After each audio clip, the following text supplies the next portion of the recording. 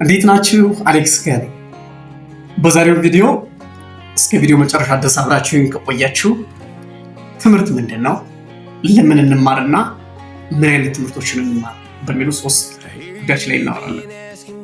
ቪዲዮውን ላይክ፣ ሼር በማድረግ እንዲሁም ቻናሉን ደግሞ ሰብስክራይብ በማድረግ አብረን እንቀጥል። በዓለማችን ላይ አሁን ላይ ያሉ ሰዎችን ብንወስድ እንደ ማርክ ዙከርበርግ፣ እንደነ ስቲቭ ጆብስ እና እንደነ ቢል ጌትስ ያሉ ሰዎችን ብንወስድ ኮሌጅ ድሮፕ አውት ናቸው። ከኮሌጅ ትምህርታቸውን አቋርጠው የወጡ ነገር ግን ዓለማችን ላይ በጣም ትልቅ የሆነ ኢምፓክት እያመጡ ያሉና ቢሊየነር ሰዎች ናቸው።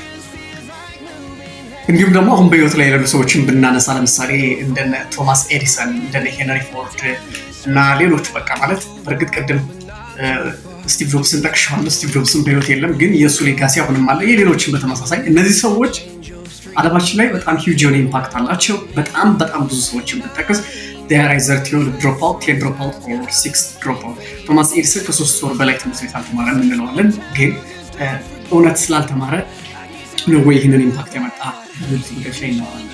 ስለዚህ እነዚህ ሰዎች ትምህርታቸውን አቋርጠው ስለወጡ ምንም አልተማሩም ማለት አይደለም። በዚህ ጉዳይ ላይ እስኪ እንወያይ። ታዲያ ትምህርት ካስፈለገ ለምንድን ነው ትምህርት የምንማረው የሚለውን እስኪ እናወራ። ትምህርት ለምን ያስፈልገናል? ትምህርት የሚያስፈልገን አንደኛ የተደራጀ የሆነ እውቀት ለማግኘት። የተደራጀ እውቀት ነው የምናገኘው። ይህንን የተደራጀ እውቀት ደግሞ ሊሰጡ የሚችሉ ኮሌጆች ናቸው። በትምህርት ቤቶች ውስጥ መሄድ አለብን። ለምሳሌ እንደ ማኔጅመንት፣ እንደ አካውንቲንግ፣ እንደ ፖለቲካል ሳይንስ ዋቴቨር ያሉ ትምህርቶችን ለማግኘት ካስፈለገ ግዴታ ኮሌጆች ላይ መሄድ አለብን። ቢኮዝ እነዚህ ኦርጋናይዝድ የሆኑ እውቀቶች ናቸው።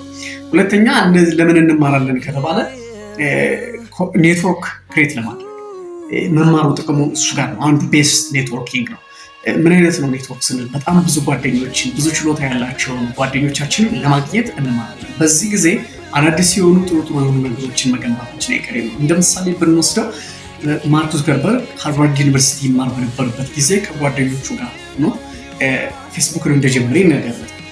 ስለዚህ ሌሎቹ በተለይ አንድ ላይ ሰዎችን አስተባብሮ በመስራት በኩል እንደነ ሄንሪ ፎርድ፣ ቶማስ ኤዲሰን እና ሌሎቹ ሰዎች የሌሎችን ሰዎች ጭንቅላት ተጠቅመዋል። ያ ማለት የሌሎችን ሰዎች እውቀት ተጠቅመዋል። አንድ ሰው ብቻውን ምንም አይነት ያህል እውቀት ሊኖረው ስለማይችል ይህ ኮላቦሬሽን ወይም ኔትወርኪንግ አንዱ ቤስት ሜተድ ነው።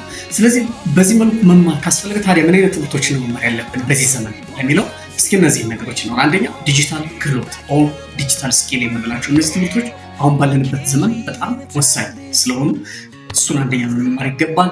በዚህ በዲጂታል ስኪል ውስጥ ሊካተቱ የሚችሉ ትምህርቶች እንደ ቪዲዮ ኤዲቲንግ፣ ግራፊክስ ዲዛይን፣ እንደ አርቲፊሻል ኢንቴሊጀንስ፣ እንደ ሶሻል ሚዲያ ማርኬቲንግ እና ሌሎች ብዙ በዲጂታል ስኪል ውስጥ የሚካተቱ ትምህርቶችን ብንማር ኢትስ ቤስት ነው።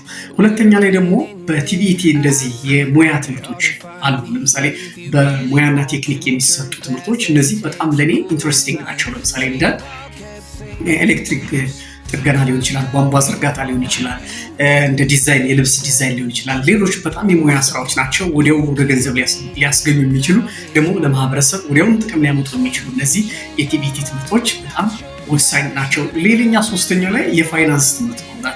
የፋይናንስ አያያዝ፣ የገንዘብ አያያዝ፣ ገንዘብ እንዴት ይጠቀም፣ ገንዘብ እንዴት ይቆጠር፣ እንዲሁም ደግሞ ገንዘብ ምን ይስራል፣ በአጠቃላይ ስለ ፋይናንሲንግ የሚያጠኑ ጥናቶችን አብዛኛውን ትምህርቶችን ሰልፍ ለርንድ ነው።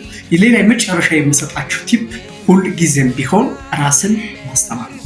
በየትኛውም አጋጣሚ ሰልፍ ለርንድ የሆኑ ሰዎች አሁን ላይ ቅድም የጠቀስናቸው እነዚህ ትምህርታቸውን ድሮፕ አውት ናቸው፣ ዓለምን ለውጠዋል ያልናቸው ሰዎች ሰልፍ ለርኒንግ ናቸው። ራሳቸውን ከሚገባው በላይ አንድ ነገር ላይ ብቻ መርጠው ያስተማሩ ሰዎች ናቸው።